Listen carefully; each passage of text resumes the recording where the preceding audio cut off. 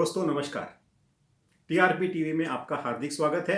मैं रवि पारिक, आपका दोस्त।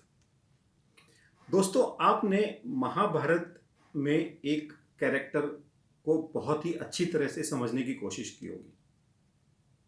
दोस्तों, एक महागुरु थे महाभारत में, द्रोणाचार्य। उनको कौरवों का साथ देना था, लेकिन वो बचपन से पांडवों को और कौरवों को दोनों को शिक्षा देते हुए आए थे। वो एक प्रकार से अपने राजमहल के गुरु थे।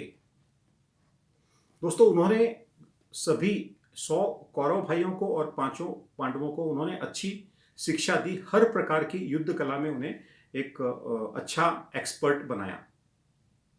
एक बार वो जंगल से कहीं गुजर रहे थे और वहां पर एक कुत्ता भौंकने लगा। आपको तो जानते हैं कि भी कुत्ते भौंकते हैं, इतना भौंकते हैं कि भी एक के बाद दूसरा, तीसरा, चौथा, ऐसे वो एक सिलसिला शुरू हो जाता है। तो ऐसे वो कुत्ते भौंकने लगे और अचानक शांत हो गए।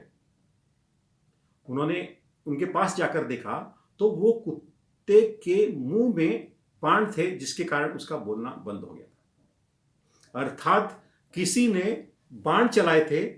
वो आसपास में कहीं दिखाई नहीं दे रहा था, लेकिन उसने इतने परफेक्टली बाण चलाए थे कि कुत्ते के मुंह में वो बाण थे और वो बोलना बंद कर चुका था। जब ये बात द्रोणाचार्य ने देखा तो उन्होंने अर्जुन से पूछा, अर्जुन, क्योंकि वो सबसे बड़ा धुरंधर धनुर्धारी था, अर्जुन, ये तुमने चलाया?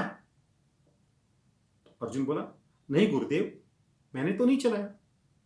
बाकी लोगों से पूछा, सभी ने मना कर दिया। तो गुरु द्रोणाचार्य जी थोड़ा सा आश्चर्य में पड़ गए कि ये कला जो उन्होंने अभी तक किसी को सिखाई नहीं है, वो किसने चलाई। तो उन्होंने पूरे आसपास के क्षेत्रों में जब उन्होंने भ्रमण करके उसे ढूंढा तो थोड़ी दूर जाने के बाद में उन्हें एक लड़का दिखाई दिया, जिसने अपने आंखों पर पट्टी बांध रखी थी और धनुर्विद्या की प्रैक्टिस कर रहा था। और एक तरफ एक मूर्ति रखी हुई थी, जिसे जब गुरु द्रोणाचार्य जी ने देखा तो उन्हें लगा ये तो मेरी मूर्ति है। जब वो लड़के ने अपनी पट्टी हटाई तो इन्होंने उससे पूछा कि भी कौन हो तुम, क्या करते हो? तब उस लड़के ने बताया कि भी मेरा नाम एकलव्य है और मैं आपका शिष्य हूं। तो गुरुजी ने पूछा कि भी तू मेरा शिष्य कब से बन गया?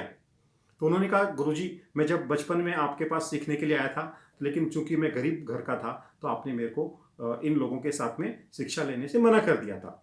इसलिए मैंने आपकी मूर्ति बनाकर आप सामने रखी और आपको रोल मॉडल मानकर मैंने ये विद्या प्रैक्टिस करनी शुरू की। अब अंगूठा ले लिया गया क्योंकि वो नहीं चाहते थे मेरे गुरु से कोई, मेरे शिष्यों से कोई आगे बढ़े। ये बात अलग है। दोस्तों, यहां पर मैं बात कर रहा हूं रोल मॉडल की।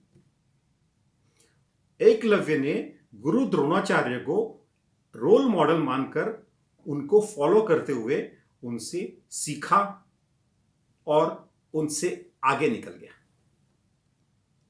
दोस्तों, जिंदगी में लोग अपना रोल मॉडल या जिसे हम कहते हैं अपना आदर्श मानते हैं।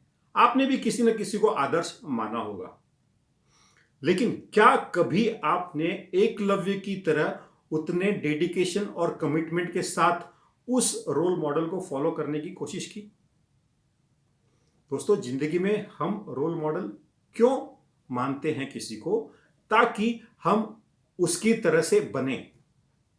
दोस्तों, जिसे आप रोल मॉडल मान रहे हैं वो उस लेवल पर या उस सफलता के उस मुकाम पर एक दिन में नहीं पहुंचा होता है, उसके कई सालों की मेहनत होती है।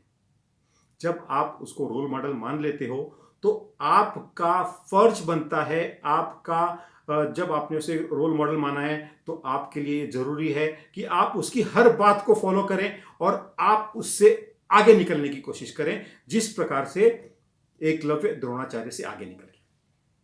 यह होता है रोल मॉडल का महत्व हमारे जिंदगी में।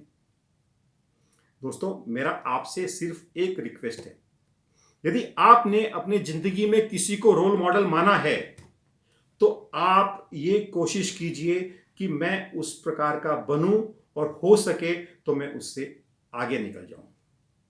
ये रोल मॉडल का महत्व होगा। दोस्तों आशा करता हूं मेरा ये थॉट आपको पसंद आया होगा। यदि आपको मेरा ये थॉट पसंद आया है तो आप हमारे इस वीडियो को लाइक करें, दोस्तों को शेयर करें, और यदि आपने किसी को रोल मॉडल माना है या कोई आपको रोल मॉडल मान रहा है तो उसके साथ ये वीडियो जरूर शेयर करें। साथ ही साथ दोस्तों इस चैनल को सब्सक्राइब करना न भूलें। Thank you very much.